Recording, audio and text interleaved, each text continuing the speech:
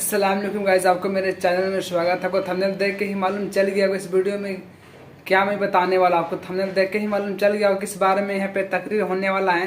तकरीर को आप शुरू से लेके एंड तक देखिएगा, बीच में स्किप नहीं कीजिएगा, तो आपको कुछ भी समझ में नहीं आएगा। जो इस वीडियो पर पहली बार आप आएंगे सब्सक्राइब कर लीजिएगा। सब्सक्राइब करने से क्या हो, जो भी नया वीडियो में डालूंगा आप तक पहुँच जाए। चलिए गाइस, यहाँ पे वीडियो की स्टार्ट यहाँ पे तकरीर को हम लोग करते हैं। काफिर लोग समझते हैं कि हमको काफिर कह रहा हिंदू। काफिर मीन से इनकार करने वाला, गाली नहीं है। मैं हर जगह अपने बयान में कहता हूं काफिर गाली नहीं। काफिर का मतलब इनकार करने वाला। किसका? किसी भी एक चीज का। उमूमन हिंदुओं को काफिर इसलिए कहा जाता चूंकि वो किसका इनकार करते? नमाज का इनकार करते, ज़कात का इनकार करते, रोजे का इनकार करते हैं, हज का इनकार करते हैं। हालांकि वो इनकार करते हैं, लेकिन and these things are found their book, their holy book and their authentic books. उनकी बड़ी बड़ी किताबों में नमाज भी है, रोजा भी है, ज़कात भी है, हज भी है। वो अलग बात है कि उनको नहीं बताया जाता। अब जो नई किताबें उनकी आ रही है, उन किताबों के अंदर इनका मेंशन नहीं है, पुरानी किताबों के अंदर इनका मेंशन है। पुरानी किताबों के अंदर ये बात बताई गई है। यहाँ तक कि हमारे नबी के बारे में बताया गया।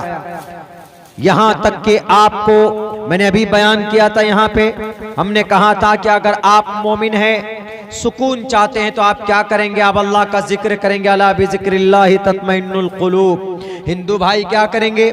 वहां उस पंचायत के मुखिया भी थे, तो हमने उनको कहा कि अगर हिंदू भाइयों को शांति चाहिए तो उनको पढ़ना चाहिए कि हेतु ब्रह्मगतिस्तांति सत्संगतिर्दान विचारतोषा। अगर कोई मनुष्य इस धरती पर ईश्वर के करीब जाना चाहता है तो वो ईश्वर के नाम का वर्णन करे, जिक्र करे। मुसलमान अल्लाह के करीब जाना चाहता है तो क्या करता है? जिक्र करता है। मस्जिद में बैठा अल्लाह अल्लाह बोलता है, या कलमे की विर्द करता है, या इस्तिग़फ़ार पढ़ता है, या कुरान करीम की तिलावत पढ़ता है, तिलावत करता है। लेकिन ये चीजें कब कामयाब है? जब आपके पास ईमान। मेरे भाइयों, हमें महसूस नहीं होगा इस ईमान के बारे में। इस उम्मत का फिरौन अबू जहल सुमैया रजी अल्लाह ताला अन्हा को पकड़कर उनके दोनों टांगों को ऐसे खूंटा गाड़ देता है। कहां पर? मक्कतुल मुकर्रमा के चौराहे पर। तकरीबन 60,000 लोग थे वहां पर उस वक्त में। अब से तकरीबन 1450 साल पहले की बात है। दोनों ऊंटों को दोनों पैरों को दो ऊंट में दो तरफ बांध दिया, ऐसे करके हाथ भी बांध दिए। और अबू जहल कहता है कि सुमैया, तुमको जान प्यारी है कि ईमान प्यारी? उन्होंने कहा कि अबू जहल, मुझे ईमान प्यारा है, जान प्यारी नहीं है। क्यों? कहा कि तुम पागल हो। आदमी जान बचाने की कोशिश करता है और तुम कह रहे हो कि हमको ईमान प्यारा है, जान प्यारी नहीं है।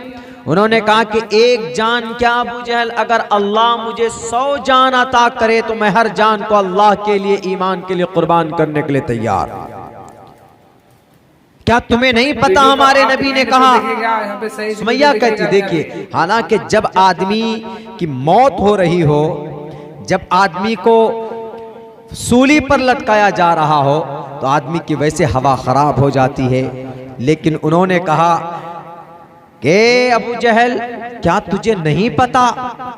मेरे नबी ने कहा, मेरे नबी ने कहा है कि लोगों, इस जमीन पर अगर तुम्हारे जिस्म के टुकड़े कर दिए जाएं, ऐसे काट दिए जाएं, तुम्हारा मॉब लिंचिंग हो जाए, या तुम्हारे जिस्म को आग में रखकर जला दिया जाए, भस्म कर दिया जाए,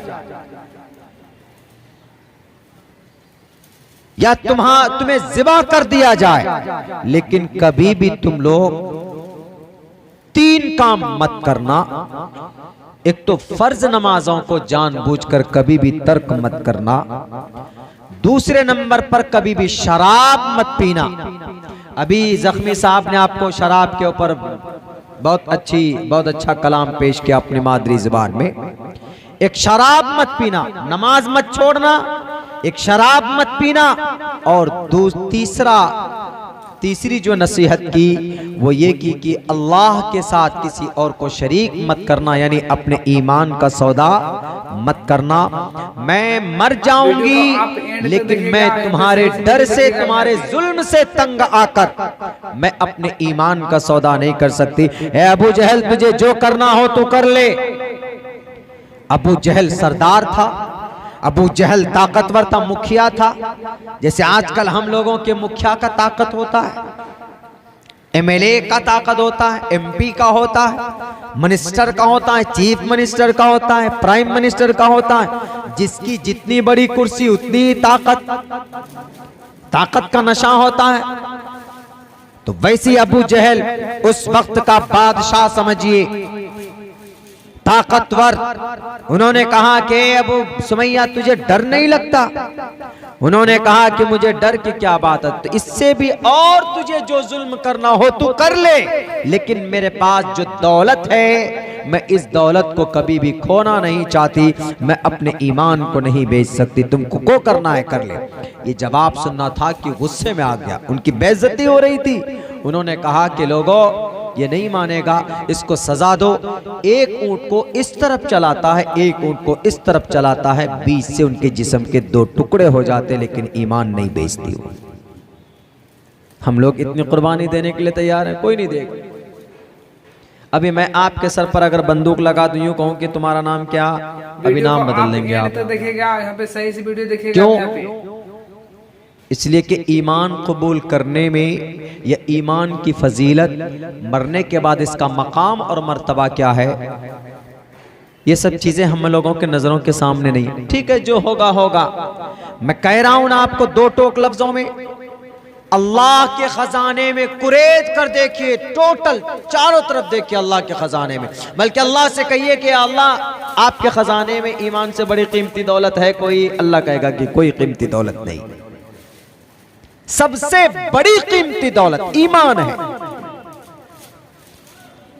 ईमान से बड़ी कीमती दौलत अल्लाह के खजाने में नहीं। इसकी कीमत का अंदाजा आपको पता होगा कि जमीन पर एक भी मोमिन अगर बाकी है तो अल्लाह कयामत कायम, अल्लाह तबारक व तआला इस दुनिया के निजाम को चलाएगा, कयामत कायम नहीं होगी।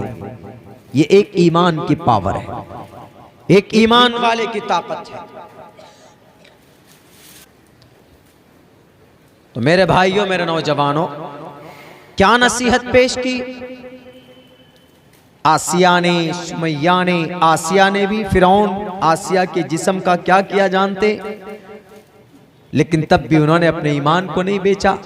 आज हम लोग तो जनाब कुछ नहीं, ना नाजायज ना जायज, कुछ नहीं देखते। पैसा आना चाहिए, कहां से आ रहा है, कैसे आ रहा है, कुछ नहीं। हलाल हराम, अगर आपकी कमाई में नाजायज कमाई है और वो पैसा आप अपने घर में इस्तेमाल करते हैं, रोजी रोटी के तौर पर अपने बच्चों को खिलाते हैं, तो आपके बच्चे के बदन में जो खून बनेगा वो हराम बनेगा, और वो जिस्म कभी भी जन्नत नहीं जा सकता जिस जिस्म की उसकी परवरिश हराम ग़िज़ा से की गई हो। अल्लाह के नबी अलैहिस्सलातु वस्सलाम फरमाते हैं, ला यदखुलुल जन्नत जसदुन गुज़िया बिल हराम। बेईमानी करके अगर आपने अपने बच्चों की तरबियत की, सूद के पैसों से आपने अगर अपने बच्चों की तरबियत की, मेरी आदत है हक बात बोलने से हम कभी चूकते और टूकते नहीं है। किसी भी भारत के किसी भी इलाके में हो, हक बात है तो कह देना चाहिए, हक बात को छुपानी नहीं चाहिए। अगर आप सूद का कारोबार करते हैं तो अल्लाह से तौबा कीजिए। सूद खाकर आप अपने बच्चों को अगर सही तरबियत करना चाहते हैं, आपका बच्चा अगर किसी अच्छे पोस्ट पर चला जाए लेकिन मरने के बाद वो जन्नत की खुशबू भी नहीं सूंघ सकता, इसलिए कि उसके बॉडी के अंदर जो ब्लड है, जो खून है, वो सब के सब हराम पैसों से उनकी तरबियत और उनकी परवरिश की गई है। मेरे भाइयों, मेरे दोस्तों, मेरे नौजवानों, इसीलिए हमारी जो औलाद जो होती नाफरमान क्यों होती, कभी कभी हम लोग उनको हराम ग़िज़ाएं खिला देते, हराम रोजी, हराम पैसे कमा कर लेके आते।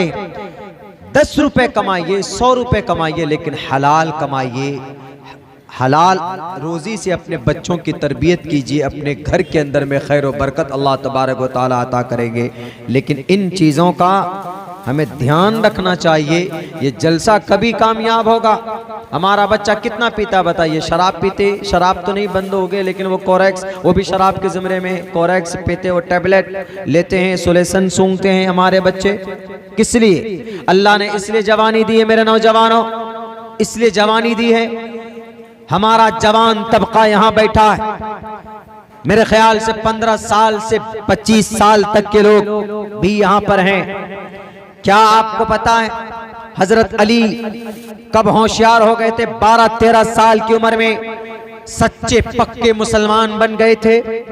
उमर फारूक 26 साल की उम्र में, उस्मान जिन्नूरैन 20 साल की उम्र में, हजरत अबू बकर सिद्दीक 36 साल की उम्र में ये राजा ताहिर को लोहे के चने चापने पर मजबूर किया था। कब? ये वादी सिंध में सही से वीडियो देखिएगा। वो मोहम्मद बिन कासिम अस्सक़फ़ी रहमतुल्लाहि अलैह 17 साल का जवान, अंदर से ईमान है, ताकत है, किसी से फिर डरता नहीं है। उम्र कितनी है? 17 साल। इमाम मालिक मक्का के जस्टिस बन गए थे 17 साल की उम्र में। अब्दुल्ला इब्न अब्बास 16 साल की उम्र में कुरान के तफसीर का इमाम बन चुके थे।